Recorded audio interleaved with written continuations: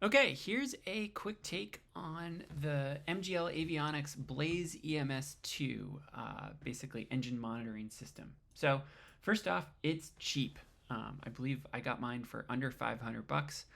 I got a used RDAC unit, which is the unit that connects with it, that will sit on the firewall, that lets you have more inputs and a manifold pressure input for, I got that, I don't know, 200, 300 bucks.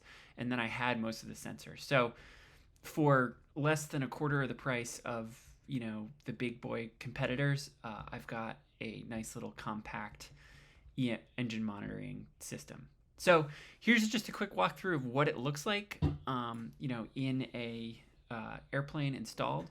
So first off, if you look at the bottom, you can see the EGT and CHT bar graphs.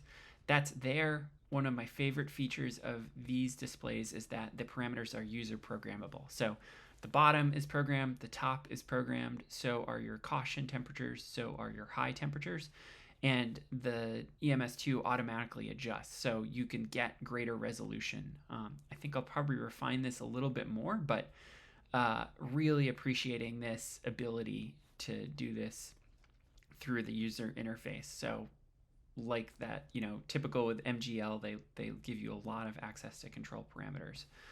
Moving up, you'll see there's a manifold pressure display and then a fuel level display. The fuel level is calculated, so it uses fuel flow information. I don't have any fuel tank, basically fuel level sensors, but you can integrate those if you want.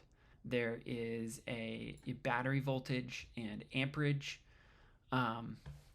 display, which again is useful to make sure you're in the right place. I could probably adjust these user parameters a bit more because there's a lot of red on that battery, but that will come super easy to do. Amps is a draw, so I basically have the little field current meter on my power supply, so that lets me see what amperage is getting drawn, which seems roughly accurate. Manifold pressure, and then oil temperature and oil pressure. So again, quickly displays, it rotates through every 2 seconds. So during cruise flight, this is great. My only comment is that the RDAC display, you can't adjust where these are.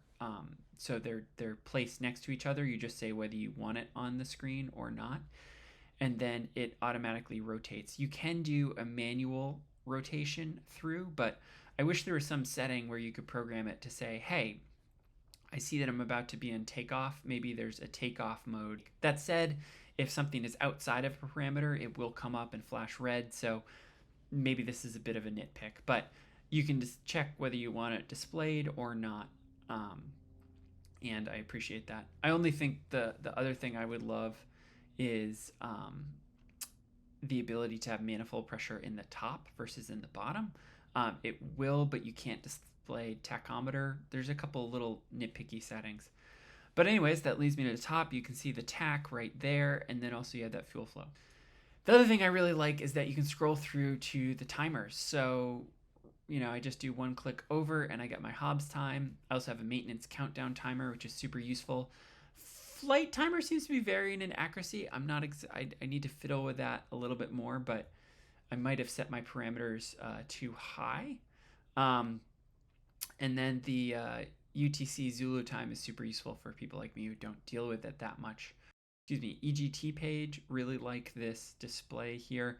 Lets you monitor trends, and again, the top and bottom is user programmable, so you can get yourself more definition here to make sure you're seeing those trends. Similar with CHT, you can monitor trends as they go up or down over time, which is super useful. So I guess the last thoughts are that I really do like this. I like the minimum and maximum feature shown right here, but it doesn't record the data other than this. So if you want to access your data to download it in a CSV, you're out of luck. You need to get a data logger, which I believe they make, but I haven't really found readily available in the US. And that would be useful for hunting down more persistent problems. But for me, the price made this worth it. Also like the RDAC unit that is leads to a simple, basically 2 or 3 cable pass through the firewall, and then all your engine stuff is goes right to the RDAC unit, which is easy to connect and disconnect. Pretty smooth. It did take a little bit of time to get all the sensors working. Make sure your grounds are hooked up. That's particular for O-360s, which is what I have. And yeah, I mean, bang for the buck. I don't think you can get much better. I'm really happy to have consolidated my 6 Electronics International instruments into one. It gives me room to mount an iPad, and also just means that my field of view is more concentrated. So all my essential information is right in front of me, whereas it used to be across my panel, which was not the most ergonomic. So thanks for watching. Hopefully this is useful in your decision process. And a reminder, this is experimental only. Yeah, we get all the best stuff. Sorry.